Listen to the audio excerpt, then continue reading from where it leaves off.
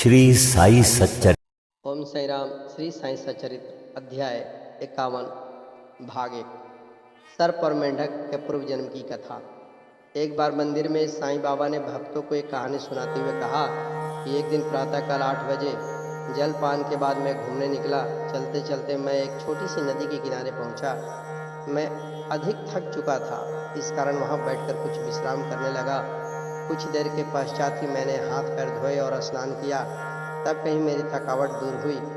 उस स्नान से एक पगडंडी और बैलगाड़ी के जाने जितना ही मार्ग था, जिसके दोनों ओर सघन मने वृक्ष था। एक पेड़ के नीचे बैठकर मैं चिलम भर ही रहा था कि मेरे कानों में एक मेंढक की बुरी तरह टड़टड़ाने की आवाज़ सुनाई पड़ी। मैं चकमक सुलगा ही रहा था कि इतने में एक यात्री वहां आया और मेरे पास आकर उसने मुझे प्रणाम किया और घर पर पधार कर भोजन तथा विश्राम करने का आग्रह करने लगा।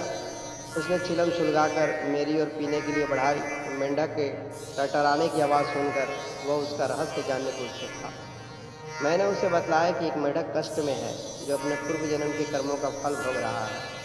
पूर्व जन्म के कर्मों का फल इस जन्म में भोगना पड़ता है, अतः अब उसका चिल्लाना व्यर्थ है।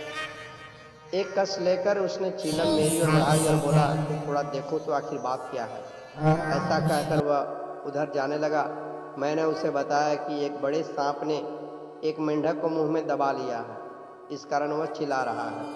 दोनों ही पिछले जन्म में बड़े दुष्ट थे और अब इस शरीर में अपने कर्मों का फल भोग रहे हैं। आगंतुक ने घटना स्थल पर जाकर देखा तो सचमुच एक बड़े सर्प ने एक बड़े मेंढक को मुंह में दबा रखा है।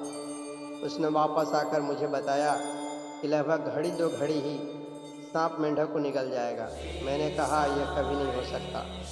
मैं उसका संरक्षक पिता हूँ और इस समय वह यहाँ उपस्थित हूँ। फिर सर्प की क्या सामर्थ्य कि मेंढक को निगल जाए। देखो मैं उसकी किस प्रकार रक्षा करता हूँ।